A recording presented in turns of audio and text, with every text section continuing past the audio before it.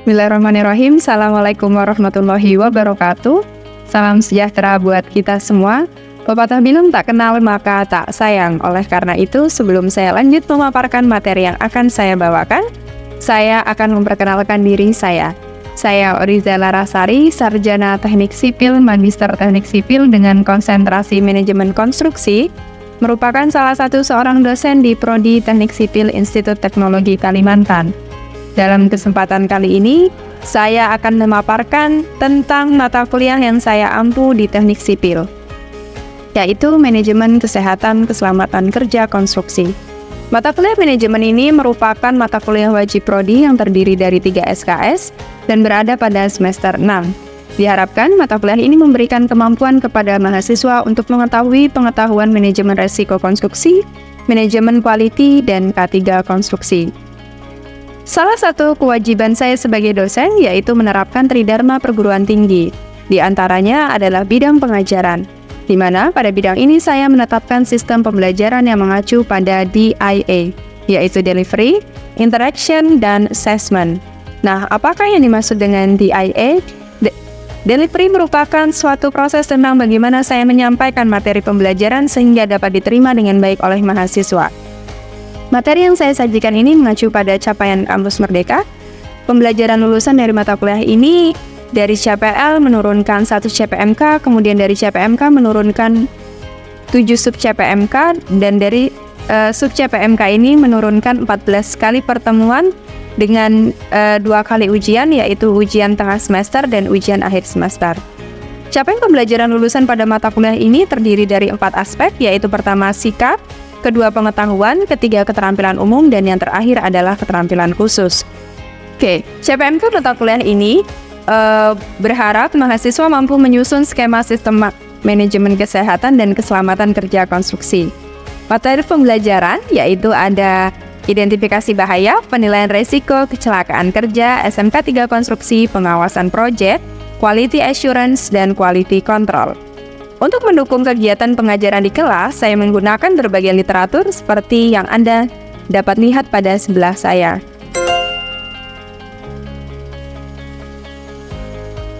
Sebagai referensi penunjang, dapat berupa jurnal, artikel, majalah yang berhubungan dengan ilmu teknik sipil, khususnya yang terkait dengan materi yang saya bawakan, yaitu MK3 Konstruksi. Itulah model delivery yang saya sampaikan dalam proses pengajaran yang saya bawakan. Selanjutnya kita masuk ke dalam aspek interaction.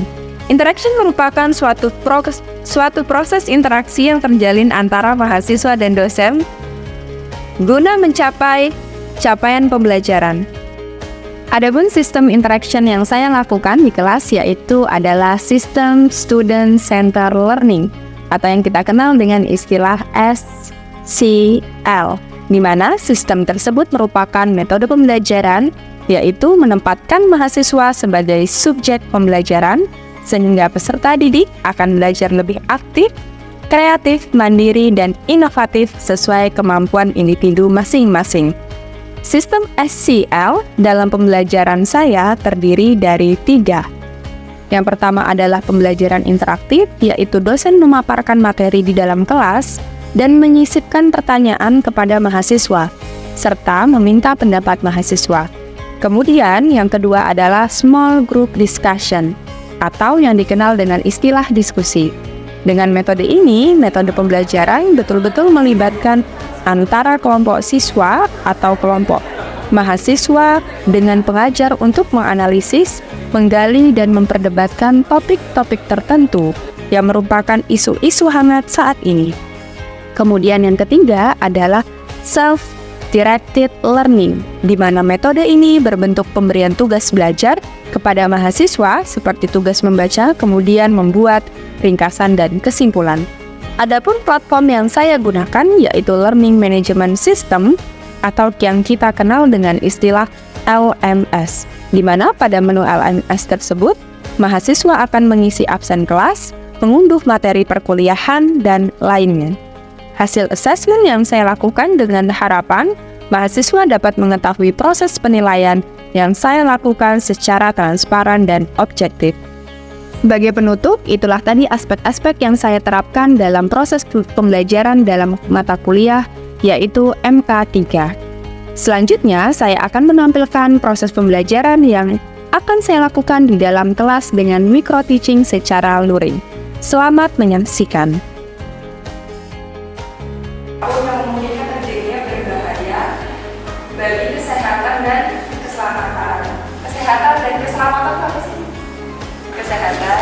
Kalau keselamatan itu keadaan aman, Bu. Keadaan aman.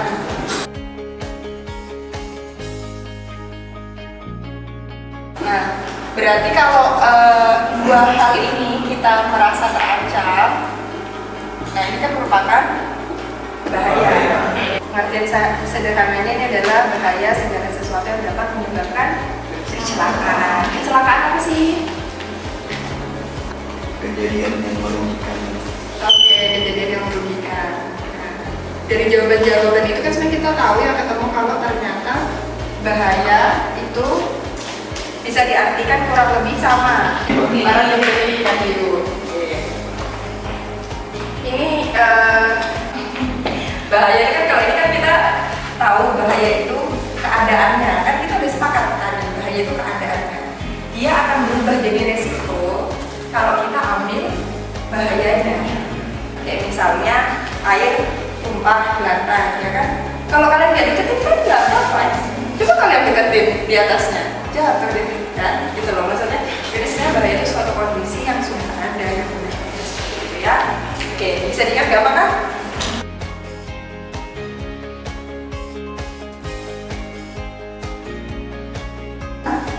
Manajemen resiko. Kan sebenarnya ini mata kuliah manajemen risk. Nah, coba kita perlu tahu dulu bahayanya. Nanti kalau sudah tahu bahayanya, kita tetap satu, jadi nanti masuk ke manajemen risk.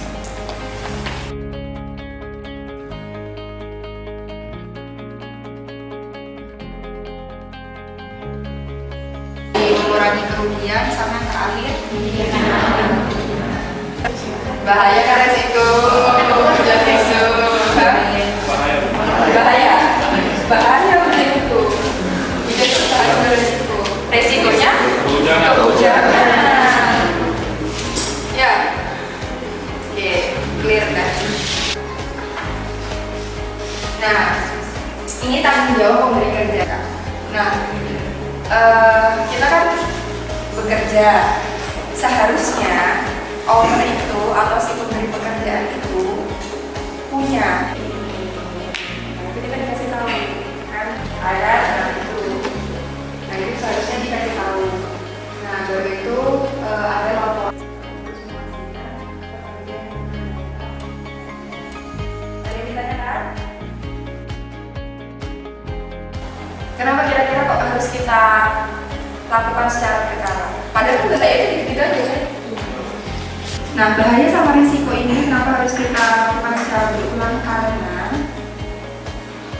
bahaya dan risiko ini terkadang ada hal yang bisa tidak kita tidak tahu. Contohnya kayak COVID kemarin. Nah itu menjadi catatan sejarah. Sebenarnya pernah sih kita 100 tahun yang lalu kena wabah ini juga kan. Nah cuma ternyata itu berulang di 100 tahun kemudian. Pada hari ini intervalnya itu kita lakukan aja misalnya biasanya berapa kali sih? Seminggu, 2 minggu, sebulan. Yang bisa diingat. Jadi kita tahu kejadian itu kapan, kejadian ini kapan. Oh ternyata ini berulang di hal yang sama. Oke, ini bahaya. Identifikasi bahaya. Ternyata ya ada bahaya fisik, kimia, biologi, ekonomi, mekanis, psikososial, sama tingkah laku dan lingkungan sekitar. Bahaya itu ternyata bukan cuma rata hijau doang, ya. Ternyata pencahayaan yang berlebihan itu bahaya. Bahaya kimia, gas, asap, uap, bahan kimia itu bahaya. Bahaya ekonomi, stres fisik, ya. Makanya kalau misalnya lama duduk, kita harus berdiri. Karena itu bahaya ekonomi. Makanya kita perlu lakukan gerakan berulang seperti itu di ruangan sempit. Kan ada orang yang takut ruangan sempit kan? Nah, makanya itu ada beberapa hal yang perlu kita ketahui sebagai bahaya. Terus kalau psikososial itu ada di trauma, terintimidasi teman gitu kan?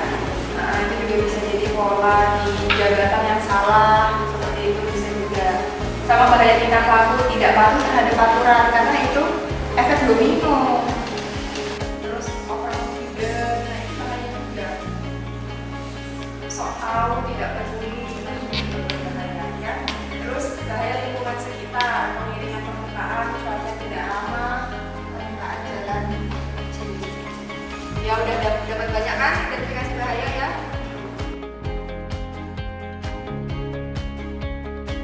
Gerakan berulang itu kenapa bahaya? Karena kita merasa udah lagi biasa aja ya. Gini-gini itu lama-lama nanti akan ya gagal gitu, bahkan gagal lama-lama. Kalau sistem bertekanan, kendaraan, api bahaya ya. Resikonya ada listrik, kemisingan, pencahayaan, suhu ekstrim, getaran, radiasi sama ruang terbatas. Seperti itu. Maka dari itu dimasukkan ke dalam salah satu bahaya. Kalau misalnya pertemanannya tidak baik, tidak bisa dilanjutkan karena itu bahaya. Membuat efek yang tidak baik. Kekerasannya baru yang maksud saya. Rasanya ya udah ya nggak apa-apa gitu kan, jangan dilanjutin. Akhirnya setelah itu jadi konslet. Dalam artian benar-benar tidak bisa berbicara dengan baik ya. Saking dia lelahnya, kan dia juga nggak bisa istirahat. Orang kelelahan over itu bisa sampai nggak bisa istirahat. Bahkan mau tidur gitu nggak bisa, malah terus gitu. Dan ada 3 hari kemudian ya udah.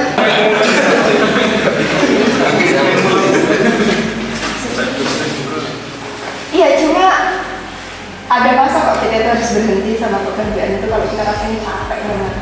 Udah apa-apa. Cuma kalau misalnya kita sudah punya tugas akhir yang jelas, ada deadline-nya ya udah, itu harus diselesaikan. Ya ada tawaran seperti itu ya. Nah, ini kata-katanya bagus. Perspektif yang berbeda. Jadi kalau orang nilai bahaya itu nggak boleh satu orang, harus lebih dari satu. Itu pentingnya, makanya kolaborasi itu penting, kerjasama itu penting. Bagus ini kalau berkumpul. Iya, maka dari itu kita perlu. Kalau kalian sudah agak ada konseling maksudnya, udah agak stres, bisa kan? Nah itu. Ada seminarnya juga bahkan. Yang kedua apa dia bilang? Ya, pikirkan. Cuma pikirkan benar-benar, jangan pikirkan semuanya. Kaji ulang informasi sama orang lain. Dapat pasti ini. Jalan-jalan, kaji ulang sama berbicara sama yang. Nah, beberapa pertimbangan saat mencari bahaya itu kita bisa menjawab hal ini. Bahaya saya bekerja di kampus apa? Kepleset di tangga, kepleset di tangga, terus perjalanan ke kampus. Apa lagi? Stres. Mungkin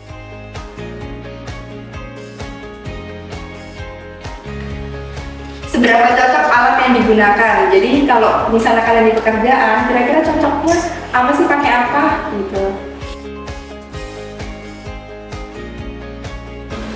Mengontrol bahaya. Ditolak sama dihindari. Antisipasi ini, oh iya, kita mitigasi ya nanti. Terus sama yang terakhir adalah diterima. Bahaya ini caranya ada 4 ya. Ada 4, pokoknya bahaya itu sama prinsip kayak risk. Bisa kita terima, kalau menyenangkan ya diterima. Kalau enggak, kita kasihkan ke sebagian. Kalau sebagian, sudah.